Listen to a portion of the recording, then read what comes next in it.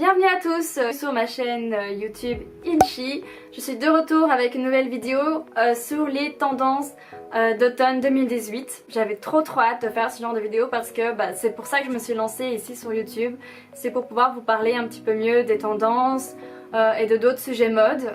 Mais avant de vous parler du coup des tendances d'automne 2018, je voulais vraiment faire un petit mot à tous ceux qui m'ont envoyé un petit message pour me féliciter de m'être lancée ou juste pour me soutenir. Vraiment merci, ça me va droit au cœur tous vos petits messages. Ça m'a vraiment encouragée parce que voilà, quand on se lance sur YouTube c'est quand même pas anodin, c'est quand même beaucoup de boulot en fait et je m'en étais pas tellement rendu compte, mais maintenant que je suis dessus voilà, j'y fais face et vraiment tous vos messages ça m'a reboosté mais de fou, donc merci. Pour les tendances 2018 d'automne, je voulais vraiment séparer ça en deux vidéos pour pouvoir vous parler plus précisément des vêtements et après des accessoires, que ce soit autant des chaussures, surtout des sacs aussi et des bijoux. Voilà, je préférais vraiment faire deux vidéos distinctes parce que j'ai pas mal de contenu, donc pour pas que ça soit trop long, je préférais faire séparément. Pour cette vidéo des tendances d'automne 2018, j'ai pas mal de coups de cœur. Quand je vais vous parler des tendances, bien sûr j'afficherai à côté de ma petite tête des photos pour les illustrer, et bien évidemment si vous êtes intéressé par une pièce en particulier et que vous avez envie de craquer, pas de soucis, je mets tous les liens en barre d'infos. Voilà, sans tarder on va passer du coup à la vidéo sur les tendances vêtements automne 2018.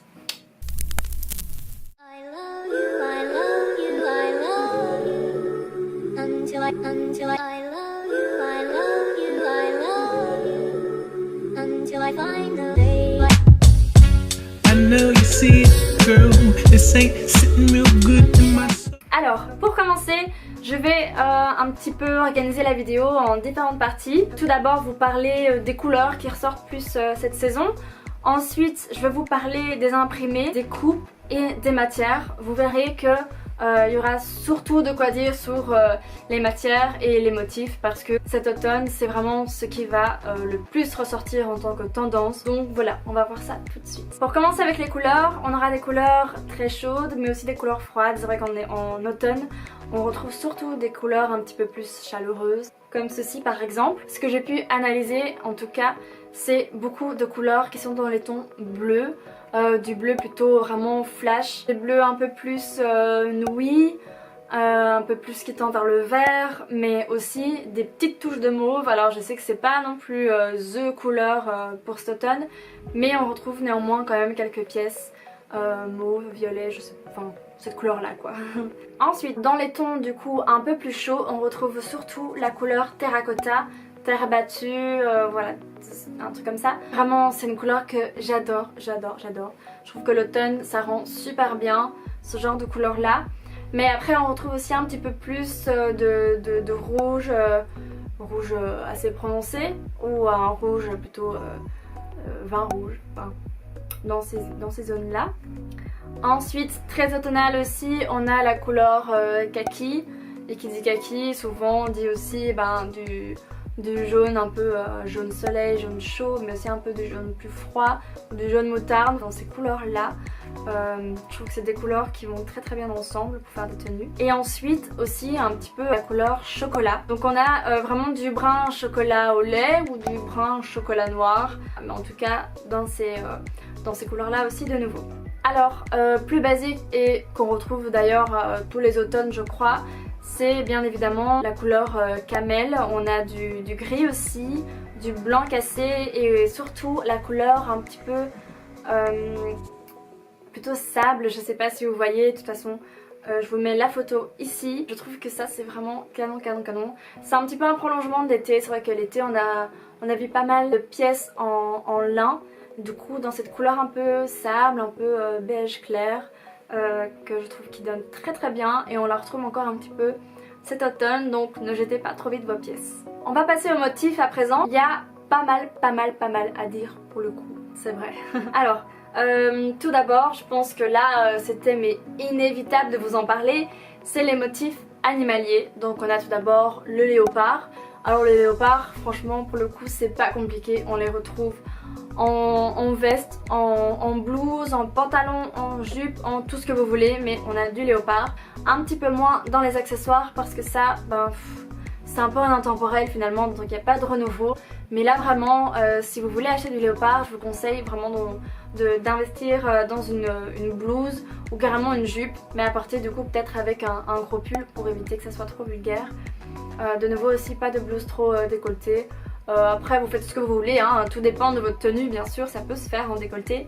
Mais voilà, peut-être pas trop dans les accessoires parce que ça c'est déjà vu, c'est un petit peu moins original. Donc voilà, plutôt en blouse je dirais. Alors un autre motif animalier que au début j'étais un peu perplexe, mais finalement à force de le voir je crois que mon œil s'est habitué et que maintenant ça passe déjà un petit peu mieux. C'est le python, tout simplement. Là de nouveau on retrouve plutôt 2 tons de python. On le retrouve aussi pas mal en veste, en blouse, en pantalon, vraiment un petit peu de tout. Que ce soit du python vraiment dans les tons gris ou dans les tons beige. Là de nouveau, voilà, toutes les coupes sont possibles avec le python. Moi personnellement j'investirais plutôt dans un accessoire en python. Je sais que c'est assez particulier, mais ça risque de faire moins vulgaire qu'en vêtements. De toute façon dans ma prochaine vidéo sur les tendances vous le verrez, le python mais rend très très bien sur les sacs par exemple.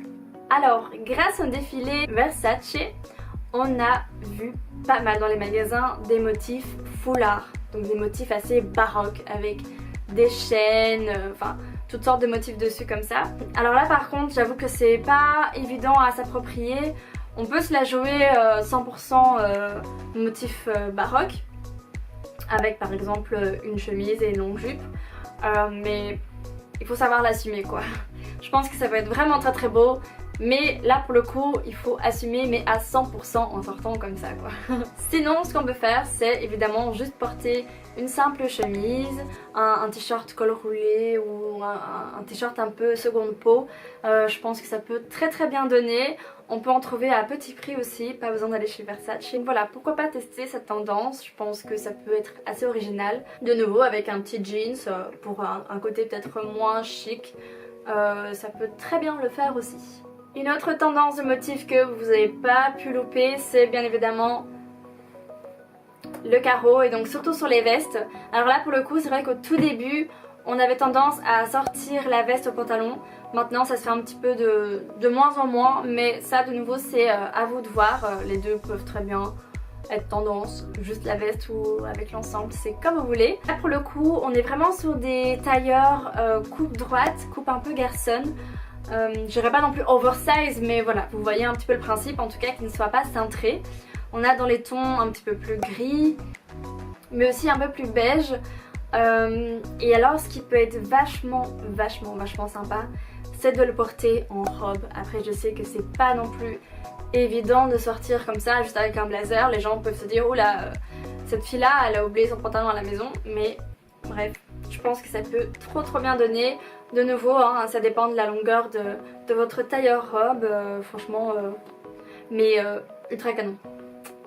Aussi, une autre manière aussi de porter le tailleur pour ajouter une touche un petit peu plus originale, c'est de carrément mettre une ceinture au niveau de la taille, mais vraiment bien serrée pour hyper cintrer et couper cette coupe garçonne.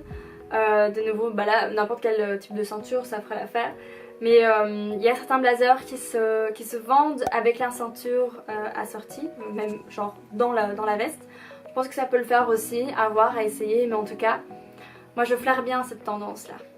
Alors au niveau des coupes, j'en ai pas trouvé énormément, enfin en tout cas pas des coupes qui ne se sont pas vues auparavant, à part évidemment le jeans flare. Quand je dis jeans, oui il y en a qui sont en jeans, il y en a qui sont aussi en coton, et donc c'est vraiment le principe d'avoir la cuisse bien resserrée et le bas large. Je pense que ça peut donner un effet mais de feu. J'ai craqué pour un pantalon flare et franchement mais j'adore, en plus il est super confortable, vraiment une tendance à suivre mais à 100%.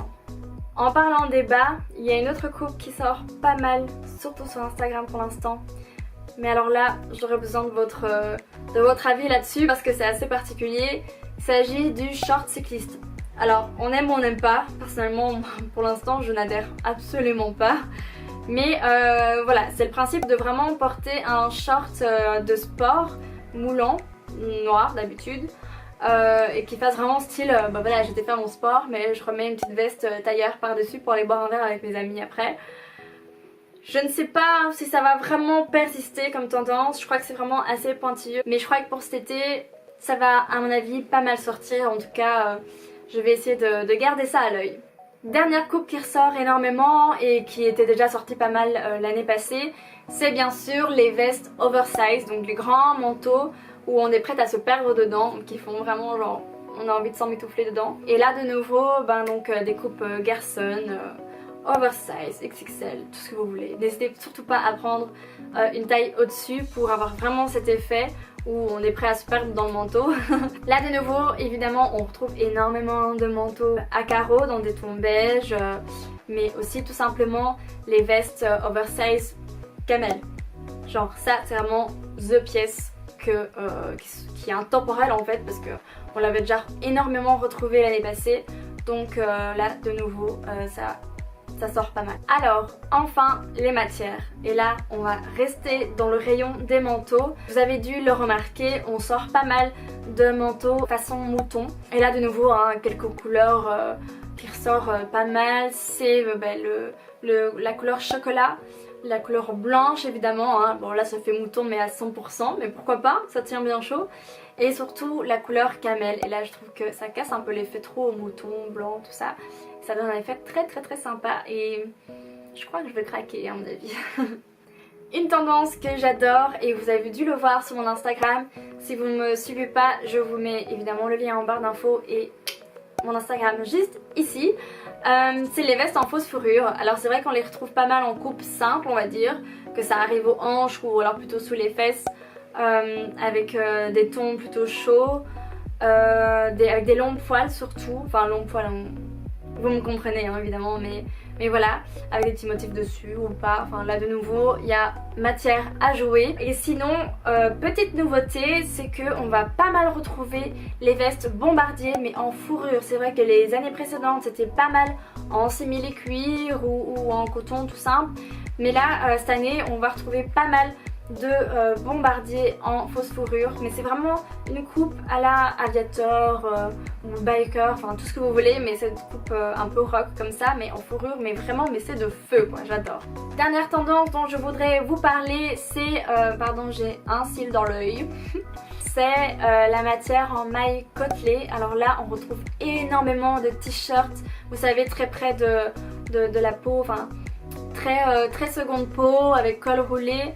Là de nouveau dans des tons assez chauds comme le camel, le brun foncé, beige et tout ça. Et aussi quelque chose de très sympa à faire avec ce genre de pièces, c'est de faire des ensembles. J'ai retrouvé pas mal de t-shirts, pulls en maille côtelée assortis avec la jupe, malgré une jupe crayon. On se sent mais tellement bien dedans. Moi j'ai la jupe par contre.